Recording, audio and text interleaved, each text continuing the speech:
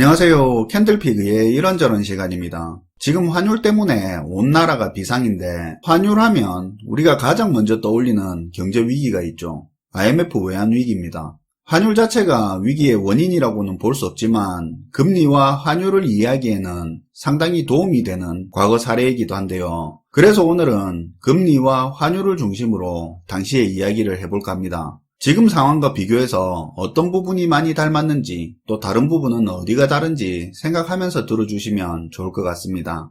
1997년 한국이 겪었던 IMF 외환위기는 사실 우리만 겪은 게 아니라는 건 여러 번 말씀드렸었죠. 90년대 당시 빠르게 성장하던 남미와 아시아 지역의 신흥국들을 중심으로 일어난 경제 위기입니다. 그러다 보니 우리는 그냥 IMF 외환위기라고 하는 이 사건은 동아시아 외환위기 혹은 신흥국들의 경제위기로 그렇게 불리기도 하죠. 1990년대 초중반은 당시 신흥국들에게 거의 꿈같은 황금기를 선사했습니다. 냉전체제가 끝나고 세계를 반으로 가르는 거대 장벽이 없어지면서 자유롭게 이동이 가능해진 세계는 거침없이 성장했습니다. 여기서 이동은 사람만을 뜻하는 건 아니고요. 제품, 서비스, 기술, 자본 등 여러 요소가 자유롭게 세계를 누빈다는 포괄적인 의미입니다.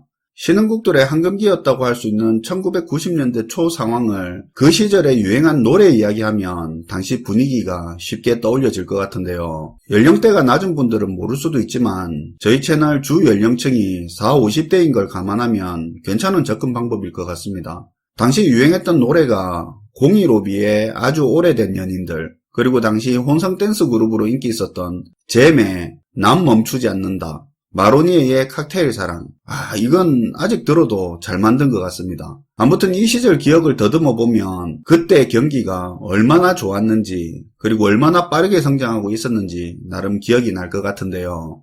당시 남미와 아시아 지역 등 생산 거점 역할을 하던 신흥국들은 세계시장 확대에 힘입어서 빠르게 성장을 했습니다. 해외 투자 자본들에게 이들 신흥국은 꾸준한 성장세를 보장하는 투자처인 동시에 수익률도 꽤 높은 편에 속하는 매력적인 투자처였죠. 신흥국들 입장에서도 해외 자본을 유치하기 좋았고 외화를 빌리기에도 유리했습니다. 마치 전도 유망한 스타트업 기업에 자본이 몰려드는 것하고 같았는데요. 자본이 풍부해지니까 기업이 사업을 확대하고 시설 투자가 늘어서 일자리는 풍부했습니다. 산업도 빠르게 고도화되고 있었고 경제 성장세와 함께 국내 자산 가치도 오르고 있었죠. 한국을 비롯한 신흥국들은 냉전 종식 이후의 세계화의 혜택을 오롯이 누리면서 의심 없이 성장을 위해 앞만 보고 달려가고 있었죠.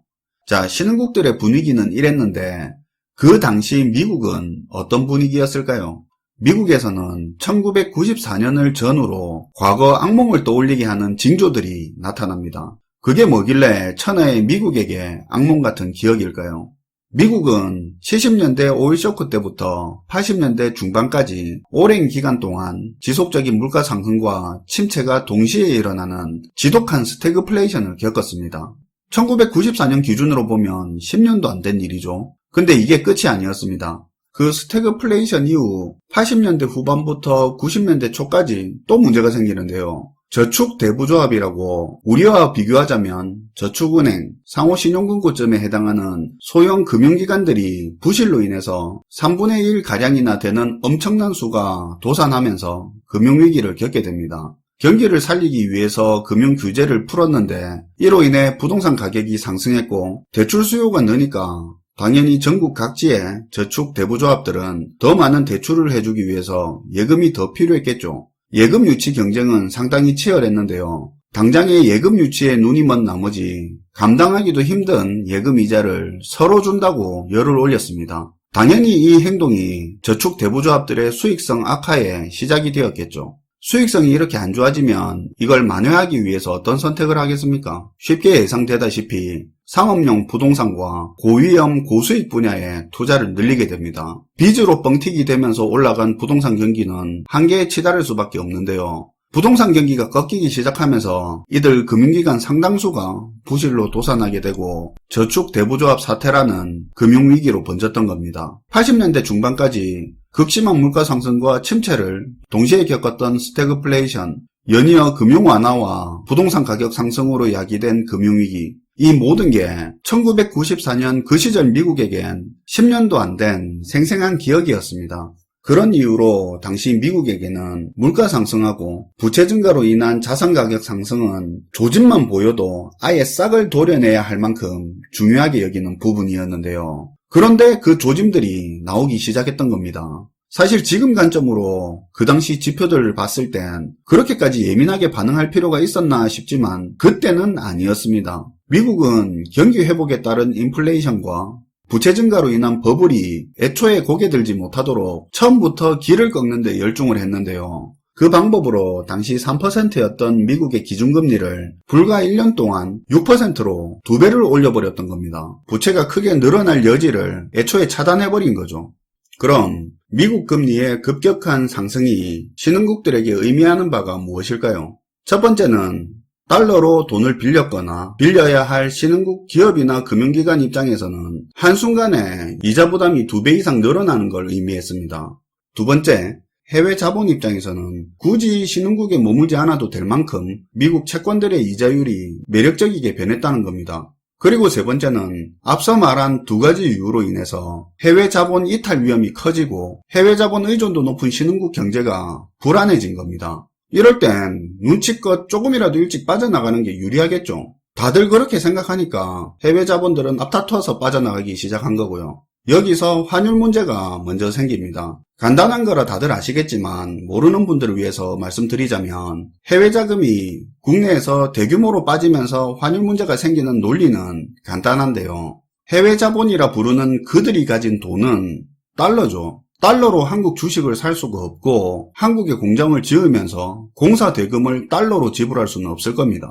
기본적으로 한국에 해외 자본이 투자된다는 말 속에는 달러를 원화로 바꾼다는 의미가 포함이 되어 있는데요. 그럼 반대로 한국에 투자하고 있던 해외 자본들이 빠져나간다는 말은 그들이 가지고 있던 원화를 달러로 바꿔야 하는 과정이 있다고 생각하면 환율을 이해하기 쉽습니다. 시세는 시장에서 수요와 공급을 바탕으로 거래가 일어나면서 만들어지죠. 환율을 달러의 시세, 달러의 가격이라고 생각하면 외환시장에서 달러나 원화의 수요 공급에 따라서 환율이 달라지는 겁니다. 원화를 팔고 달러를 사들이는 수요가 많으면 환율은 올라가는 거고요. 요 정도로만 정리하고요. 하여튼 이런 논리로 신흥국 경제에 불안감을 느낀 해외 자본들이 대규모로 빠져나가는 동안 외환시장에서 달러 수요가 급증하게 되면 원화 대비 달러 가치가 급등하면서 환율이 급등하게 되는 겁니다.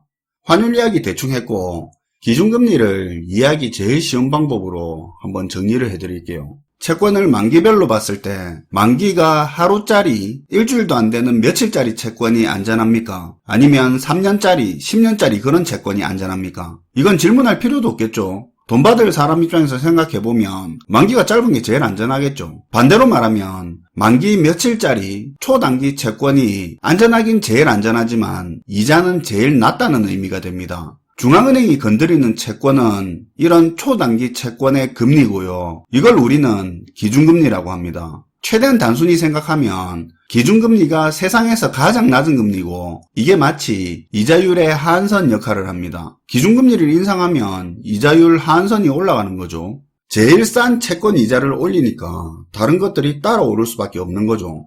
예를 들면 이런 겁니다. 비료값 조금 올리면 곡물값, 사료값 올라가고 사료값 올라가니까 고기값, 우유값, 계란값 다 올라가고 이런 거 오르니까 또 식품 전반적으로 다 올라버리잖아요. 중앙은행이 이런 비료값 같은 거 건드리는 거라 생각하시면 이해하기 편합니다. 다시 본론으로 돌아가서 1994년 미국이 단 1년 만에 기준금리를 2배 올리면서 달러 부채를 가진 신흥국의 기업, 금융기관의 이자 부담은 감당하기 버거울 만큼 가중되었는데요. 근데 이 이자율이 늘어난 것만 문제는 아니었죠. 그보다 더 큰 문제는 달러 빚이니만큼 원화가 아닌 달러로 갚아야 된다는 거였습니다. 900원이 채 안 되던 환율이 1600원을 훌쩍 넘겨버리던 상황을 감안하면 금리 인상의 환율에 기업의 부채 부담은 하늘을 찔렀죠. 해외 자본과 달러 빚으로 사업을 확장하고 있던 기업들이 안 무너지고 버티는 게 더 신기한 노릇일 겁니다. 당시 금융기관 역시도 비슷한 처지였고 또 기업의 부실은 은행의 부실로 또 연결이 됐죠. 이런 논리로 해외 자본을 지렛대 삼아서 성장하던 남미와 아시아에 경제 위기가 왔고 비슷한 경제 구조를 가진 신흥국까지 연쇄적으로 위기가 번졌던 거죠. 오늘은 최근에 환율 이슈도 있고 해서 금리와 더불어서 이야기하면 좋을 것 같아 한번 이 내용을 준비해봤는데요. 나름 유익한 시간이었으면 하는 바람이 있습니다. 시청해주셔서 감사하고요. 지금까지 캔들피그의 이런저런 시간이었습니다.